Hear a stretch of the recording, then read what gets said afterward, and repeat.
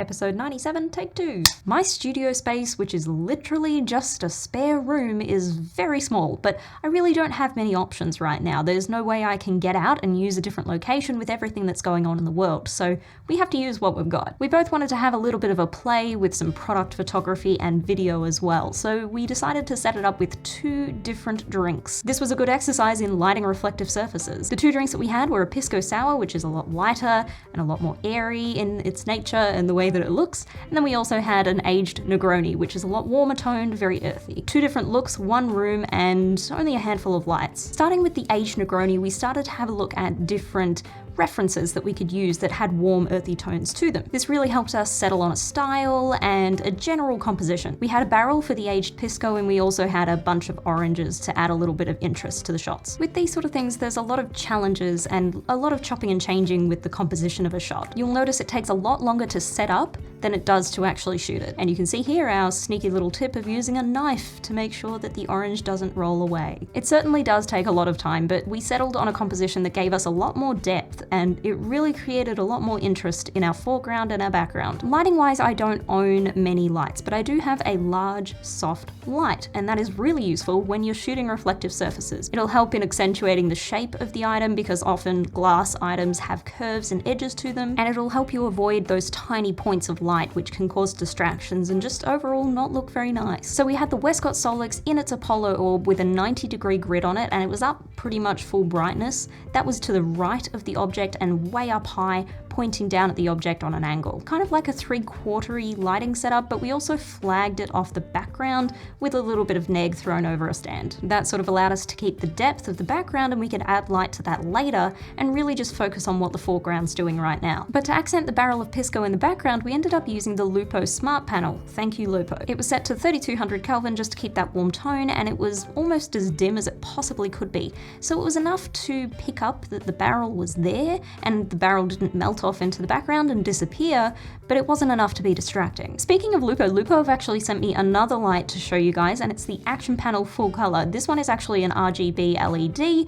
I'm really excited to be using this. I didn't use the color spectrum, as you'll see in just a moment on this particular shoot, but I am excited to show you more about it. So if you're interested, please leave a comment down below. Let me know what sort of things you would like to see me use it in, because I prefer to do those sort of videos and show you practical use rather than doing any sort of review that you'd see a million of on YouTube. Just FYI, I'm not under any obligation to say anything about the product. It's just something they've sent me and I want to include in future videos. So thank you very much, Lupo. Let's get back to it. On the other side of the setup, we had the Lupo Actionpanel, and that was set to, I believe, about 3200 Kelvin, and we bounced it into a polyboard and back into the object. Now, this particular setup has a set of barn doors on it. Those barn doors don't come standard with the Actionpanel.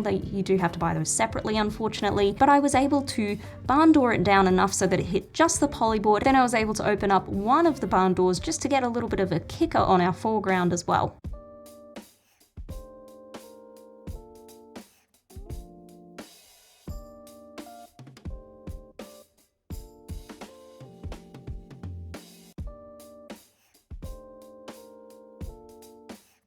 The next setup was a little bit of a lighter theme. Now, it's a pisco sour, so it involves limes or lemons, so yeah, ultimately it's a little fresher. Once we placed all the items that we had some lemons and some limes, and then the pisco sour itself, we found that it was kind of lacking something. There was something missing. There wasn't as much depth as the other one had. We needed more stuff. So we snipped some branches from our lemon tree outside and we brought them back inside, and what do you know, that actually worked. It created a little bit more interest and it just looked good. And what's better is it didn't draw attention away from the glass, which was pretty much center frame. And in terms of setup, because of the space, we really didn't have much to play with. We kind of had to stay on the same vein of things, so we left the main key light setup really in its place. There was a slight adjustment, but otherwise it was pretty much the same. But we changed up the temperature a bit and moved a few things around. So we removed the smart panel because we didn't need that. There was nothing in the background that needed to be lit, and we didn't want to really light off the backdrop. We switched the action panel to somewhere in between daylight and tungsten,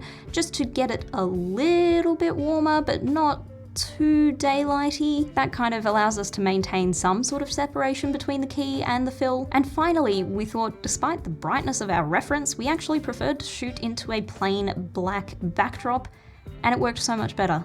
It made the greens and yellows pop just a little bit more, and it just made everything so fresh and interesting, contrary to what we thought it would. But I guess it also maintained the mood of the first one we did, which is technically for the same company. And there you go, that's what we were able to achieve with a small amount of lighting and just a very simple basic setup in a compact space. The aim of this sort of thing was to be a social media campaign, so we did take photos and video as well. In the video, we really didn't have much space to move in this sort of area, but what it would have really benefited from was a little bit of movement. So I did add a digital punch into the finals, which worked, but it would have been much better if it was on a slider and we could have incorporated a few different moves with a compact slider. But I don't have a slider. So for something that's done at home and it's a simple social media campaign, I think this worked really well. So I hope you enjoyed that. I hope you learned something. Thank you so much for watching, and I'll see you next time.